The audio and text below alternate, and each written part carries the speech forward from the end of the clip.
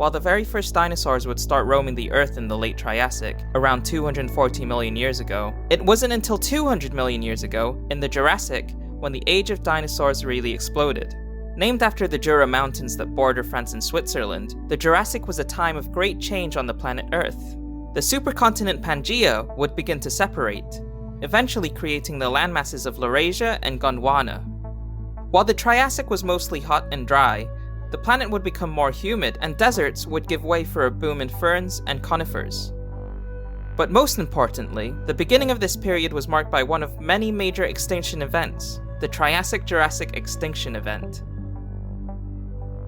This event would see the end of 23 to 34% of marine life, while on land, the only animals left relatively unscathed were mammals, pterosaurs, and of course dinosaurs. Despite the destruction left in its wake, we haven't even come to a conclusion as to what may have caused this extinction event. But there are some strong theories. Some think that a big wave of volcanic eruptions had caused intense global warming. Some theorize that it was a gradual process of changing sea levels and a rise in oceanic acidification. Some say that this event was caused by something more extraterrestrial. The Manicouagan Reservoir in Quebec is a massive crater formed during the late Triassic.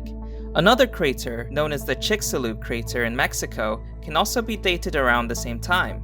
In fact, many craters can be dated around this time, in places such as France, Ukraine, North Dakota, the list goes on, and while none of these craters alone seem big enough to cause an extinction event, a series of these impacts over a relatively short amount of time could. Nonetheless, with this huge change came niches that many surviving as well as brand new creatures would not only just fill in, but dominate, and truly gave rise to the age of the dinosaur. Dinosaurs, such as the plesiosaur, which, admittedly, would begin appearing in the late Triassic, but would absolutely explode in the Jurassic period.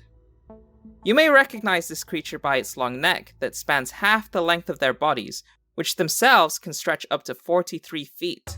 That's over 2 times the height of a giraffe. But that isn't the only reason this dinosaur was famous. It was also one of the first reptile fossils to ever be discovered. Way back in 1605, a man called Richard Verstegen would illustrate plesiosaur vertebrae as evidence that Great Britain was once connected to Europe. Plesiosaur necks had up to 76 of those vertebrae. That's 10 times more than us humans, which, alongside their triangular heads, made for a streamlined form that was perfectly suited for swimming in the ocean.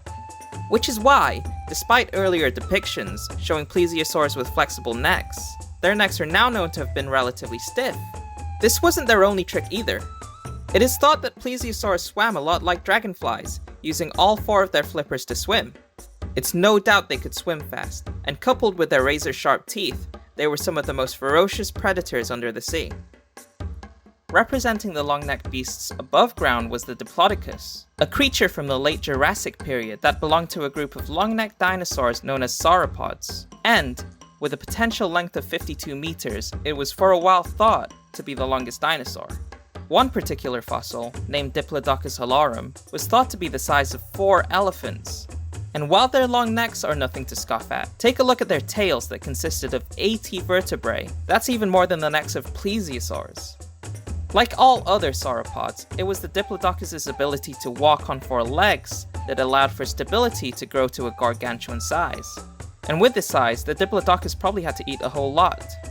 So it may come to a surprise to find out that these creatures, with their giraffe-like necks, may not have eaten the things you would expect them to.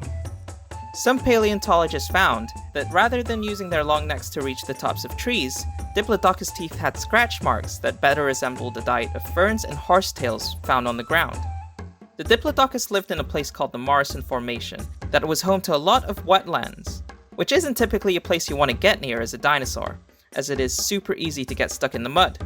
But with their long necks, it was easy for the Diplodocus to reach deep into these wetlands. As with the long necks we've looked at today, it is super fascinating how one distinct feature, shared by many different kinds of animals, can be used in so many different ways.